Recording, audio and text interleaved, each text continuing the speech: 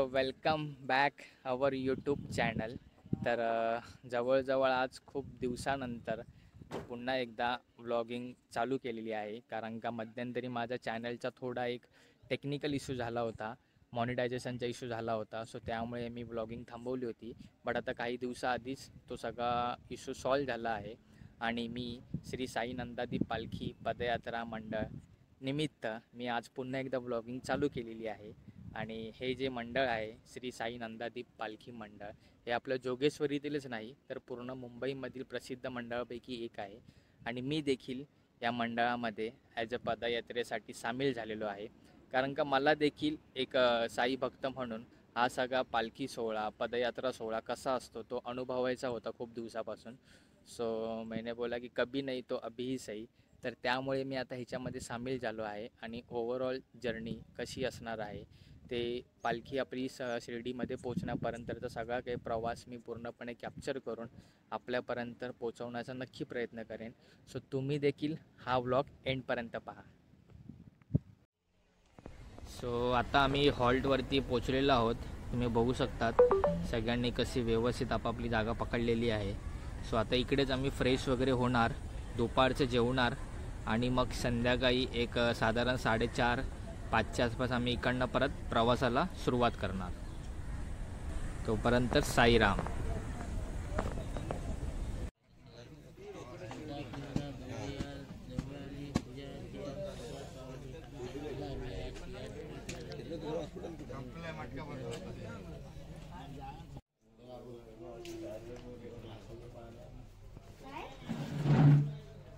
आली काय रे?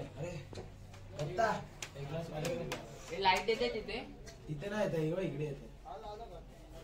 A few moments later. सो आता आम्ही सगळे हॉल्टवरून निघालेलो आहोत पुन्हा एकदा प्रवासाला.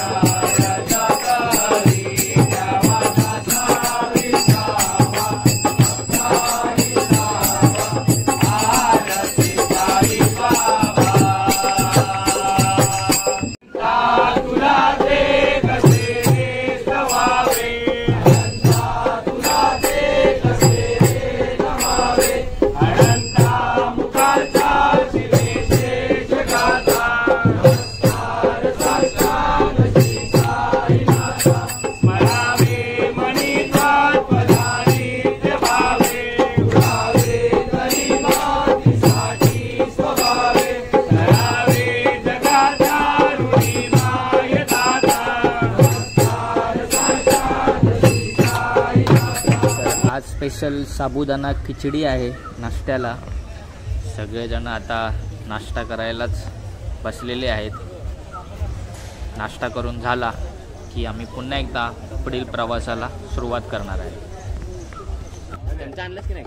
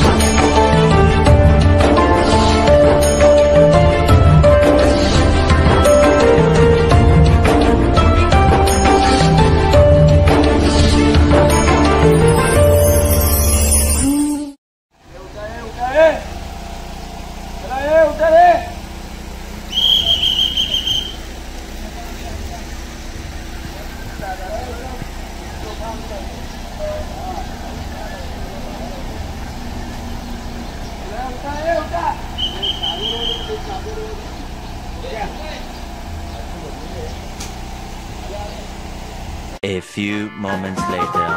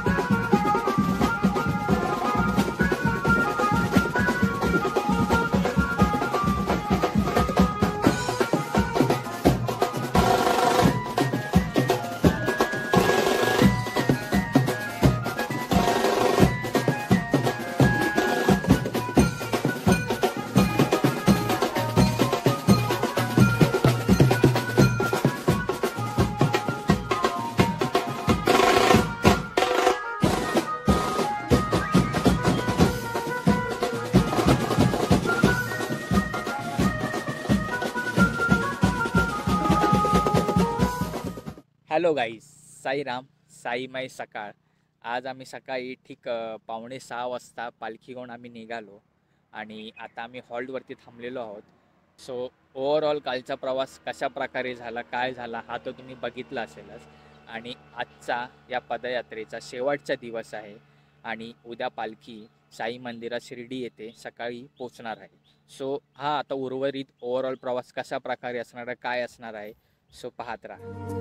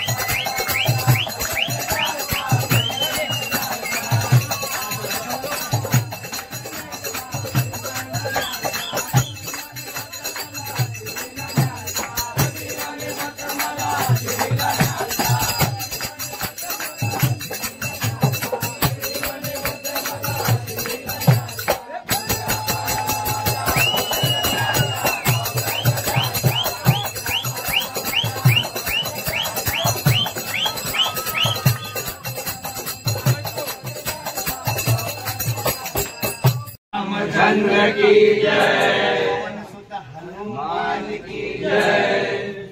ये आला हो आला, हनुमान आला, आभाळ गडगडला।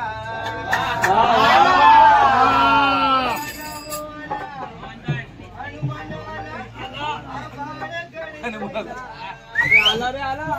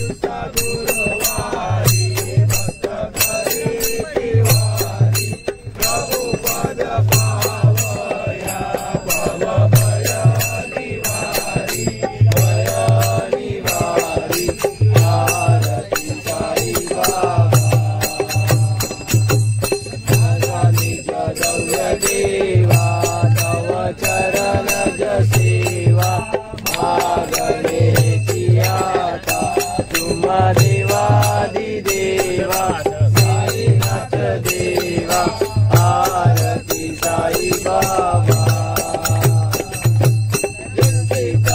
दिनच्या छक निर्मल तोय निज सूर मागणे माधवाया समळ आपुली बात आरती साई बाबा दातार दिवा चरण रजतारी जावा दासा विसावा भक्ता विसावा आरती साई बाबा पंढरपूर साई बाबा रमावर बाबा रमावर साई बाबा रमावर शुद्ध भक्ती चंद्रभागा भाव कुंडलिक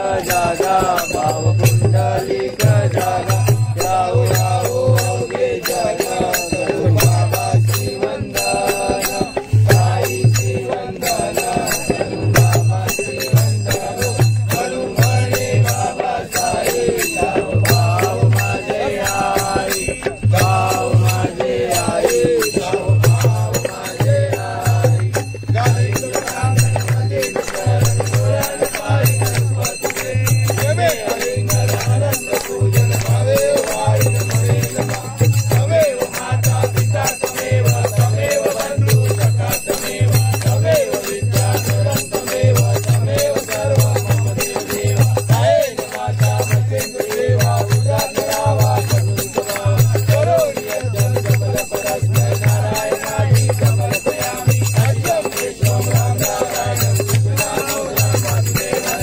वेदान्तपालं गोपिकावल्लभं जानकीनायकं रामचन्द्रं हरे राम राम राम हरे हरे हरे कृष्ण कृष्ण कृष्ण हरे हरे राम राम राम हरे हरे हरे कृष्ण कृष्ण कृष्ण हरे हरे हरे राम राम राम हरे हरे हरे कृष्ण कृष्ण कृष्ण हरे स्वरूपं चिदानंद कंदं जगत्तं भवस्थानं संहारेकं स्वभक्ते जयामानुषं दर्शयन्तं नमामीश्वरं सद्गुरु साईनाथं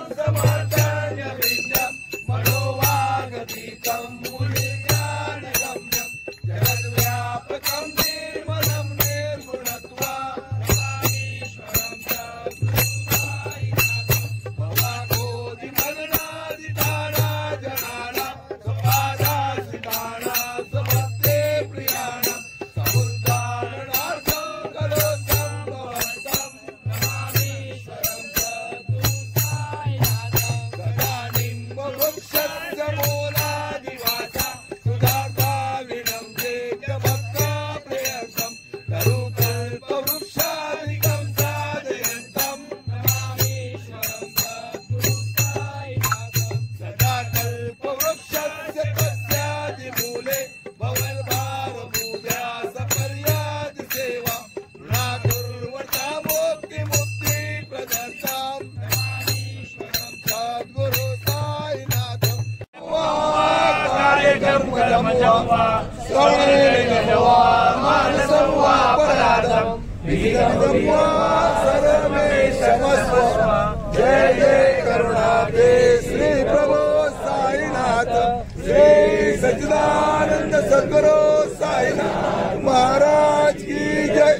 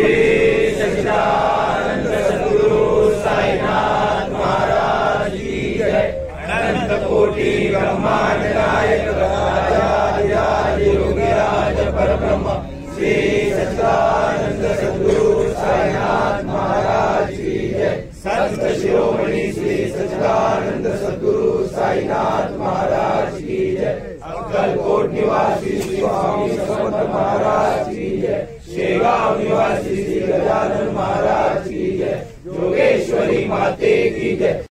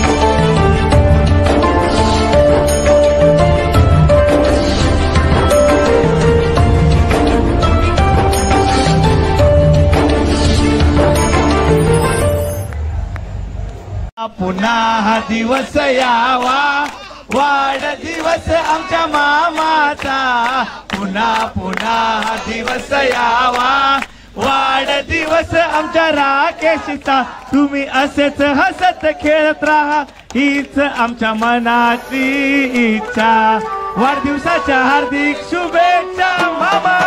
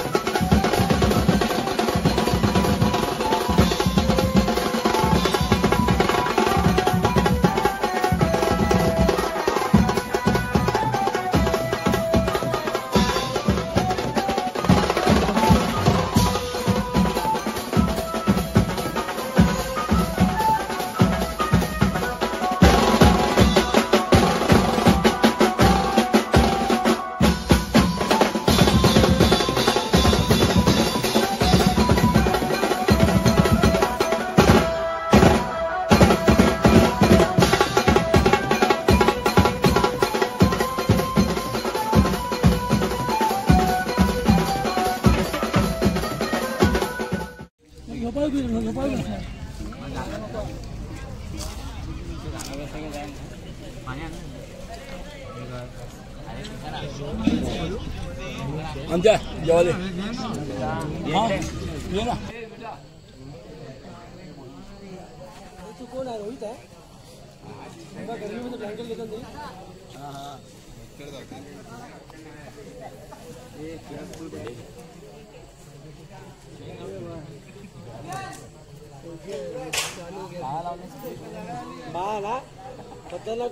The next day.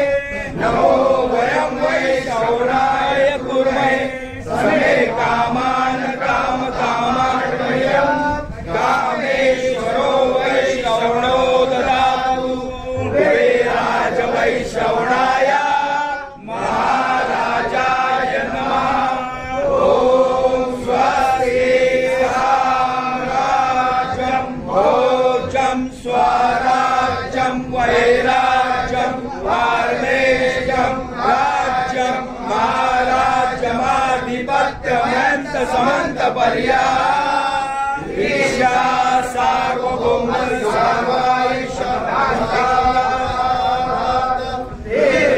समुद्र पर्यंताया एकरायती तदशेषो श्लोको मरुदा परिवेहारो मरुतस्या वसंग्रहे आविष्यतस्य कामप्रे विश्वे देवा सभासदति श्रीनारायण वासुदेवाय सच्चिदानंद सद्गुरु साईनाथ महाराज की जय।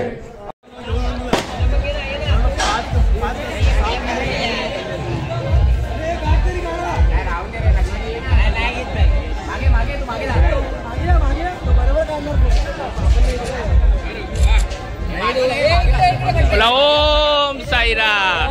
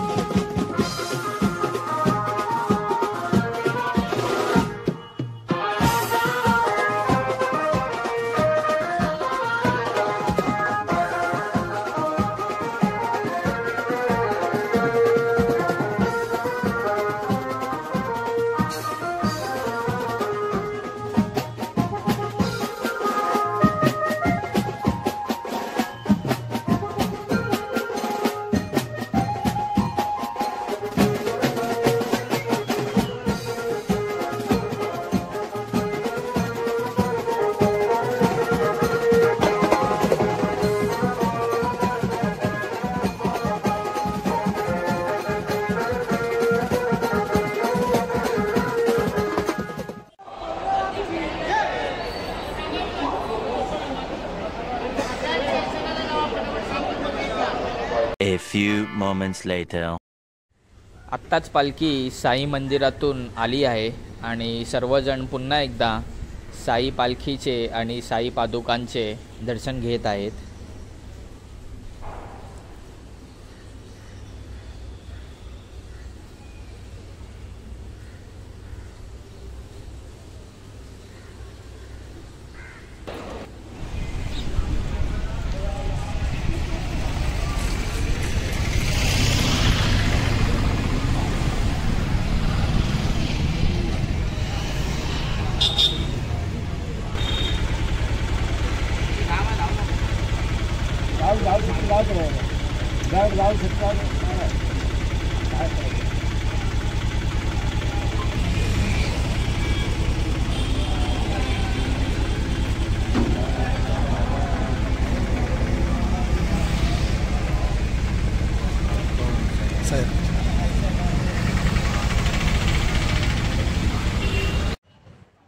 Hello guys. सो अशा प्रकारे आमच्या शिर्डी मंदिरामध्ये व्यवस्थितरित्या एकदम दर्शन झालं आणि तिकडनं पालखी घेऊन आम्ही पुन्हा एकदा शेवटच्या हॉलवरती आलो होतो. तिकडे आता आम्ही छोटीशी आरती घेतली आणि पदयात्रेचा शेवट केला. सो आज आम्ही संध्याकाळी इकडनं निघणार मुंबईच्या दिशेला पुन्हा एकदा. सो हा माझा पहिला एक्सपिरियन्स होता, पहिला अनुभव होता. मला खूप आवडला, मी खूप एन्जॉय केला आणि आय होप की तुम्ही लोकांनी सुद्धा तो खूप एन्जॉय केला असेल आणि तुम्हा लोकांना सुद्धा तो खूप आवडला असेल. सो हा व्लॉग मी आता इथेच थांबवतो आहे. आपण पुन्हा एकदा भेटू नवीन व्लॉगसोबत. तोपर्यंत हा व्लॉग पुन्हा एकदा एन्जॉय करा, लाईक करा, शेअर करा आणि हां, काळजी घ्या. ओके, बाय.